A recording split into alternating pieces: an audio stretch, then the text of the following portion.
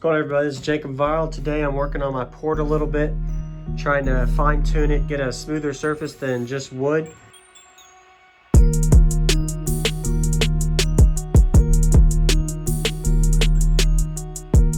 And I'll kind of show you how I do that in this video. Before that, just want to say hit that like button and subscribe if you haven't, and check out my whole build series.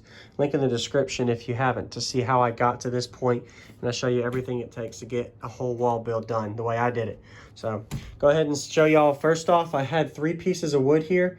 Now I only got 1, so I started off with 2x6s, 3 of them. It was about that wide, and then I went ahead and took out my back panel and my side panel, reduced it to just this because I'm going to be doing a roundover here instead of wood. And the roundover I use, I'll go ahead and show you real quick. I just got it cut now, and that is a PVC. So it's a little dirty. It's been sitting outside, but I'm making it work.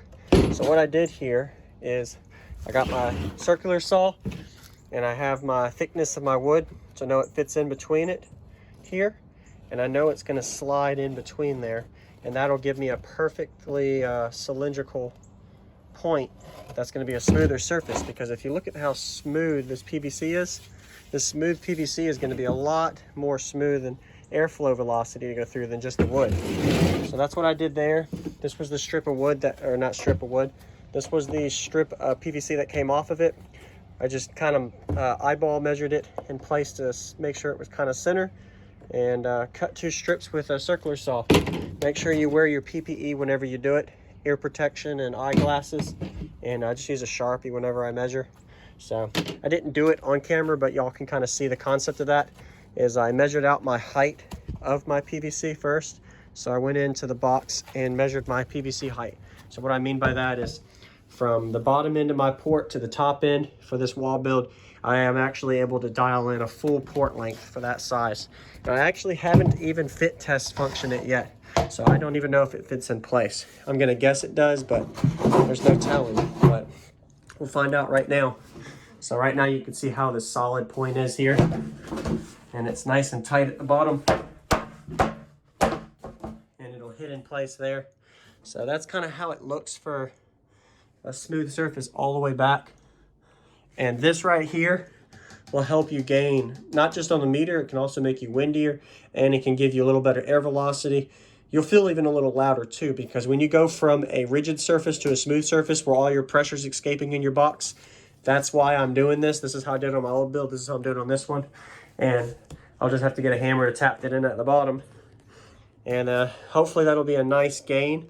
And this is good to use once you dial in your port first. So you kind of need to know where your port adjustment needs to be first with your length, width, and height for your port area. So I used an old piece of PVC on this side as well. I still need to add to it and fine tune well as well. The best way to get the loudest is if your all wall build is due on the driver's side, not the center or passenger side. So that way, when you meter on the glass on the passenger side, or you're demoing the passenger side, it's going to always be louder with port on the side, this side, because of the way pressure works. You always are the loudest on the opposite side of your port. That goes for the concept of every build, whether you're in the trunk, SUV, or full build like this. So, but I'm just going to go ahead and see if I can get this in here. So that's how I made the PVC port. So right there, you can see how I made this roundover. It definitely looks a lot better. And let me show y'all what I did have. Grab it real quick. So this is originally what I had here, was just a 2x4 that was cut to size, and it was a little smooth roundover. I had 2 of those, 1 on each side, and I went from that to that. So the wood is a little bit more sturdy, but to be honest, once I screw this PVC in place, it is not going to be a worry, and it'll definitely give me a lot better output. So, but definitely looks promising by doing that. So I'll be able to do that, and then I'll tweak my bottom end. So for me to dial in my port, I already got my port area almost where I wanted it. My next part is to dial in the bottom, so I can build up from the bottom the height that I want to dial in. And the top I'm not really going to worry about, because of the top of my port is not going to be necessarily needed to be adjusted, especially having a little 45 here on mine as well. Once again, hit that like button and subscribe. If y'all have questions about how I'm doing this with my port, this is the way I do it. It's not the best way, but this is what's worked for me. So 5-inch PVC.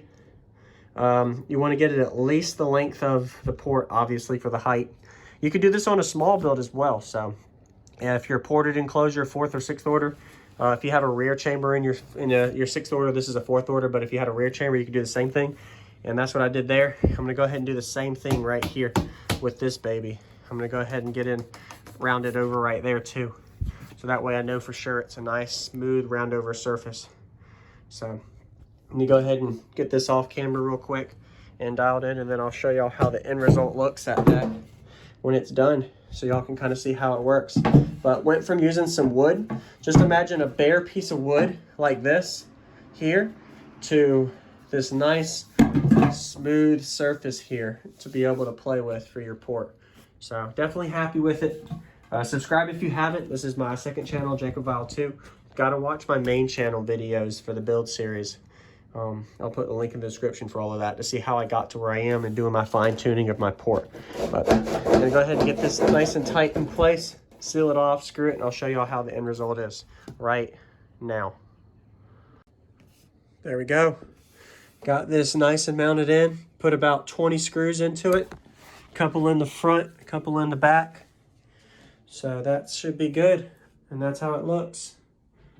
All the way down.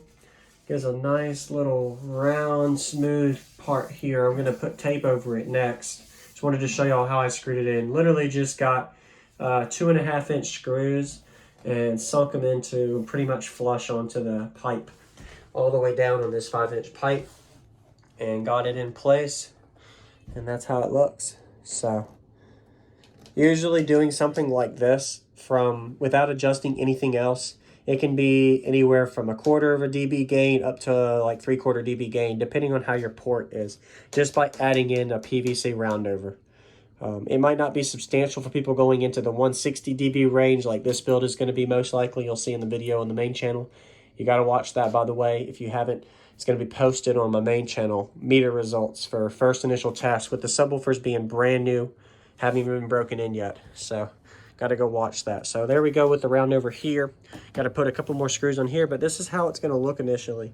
It's going to have tape like that all the way down on this one. So right now it's a little smooth, but once I get tape, it'll be a little smoother and it'll seal off. Like at the top here, there's a little leak point. Same at the bottom that y'all don't really see unless you get up close.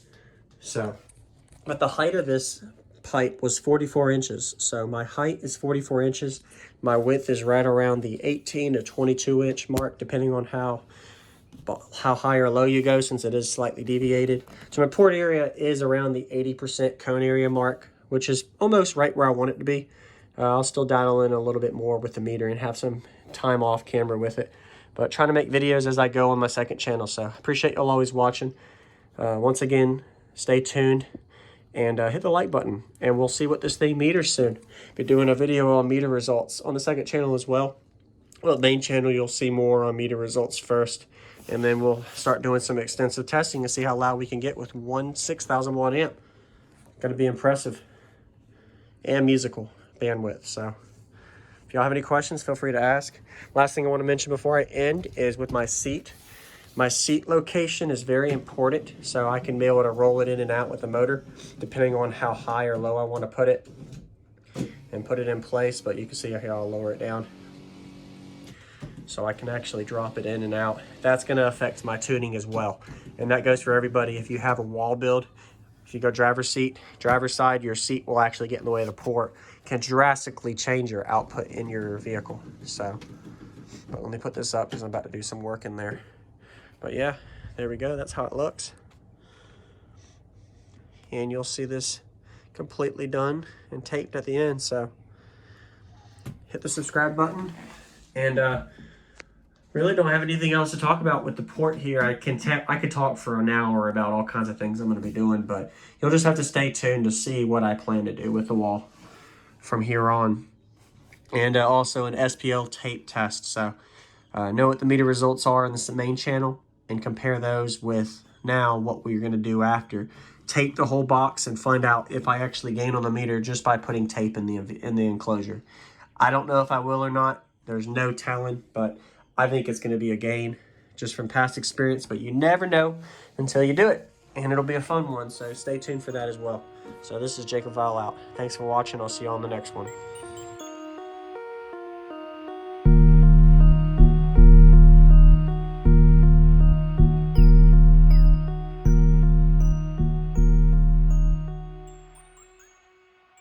What's going on, everybody? This is Jacob Viral, ending this video to say thank you for watching my videos. Every single day I have a daily cardio video I upload. So if you haven't already, go ahead and hit that subscribe button and notification bell, and I'll see you tomorrow.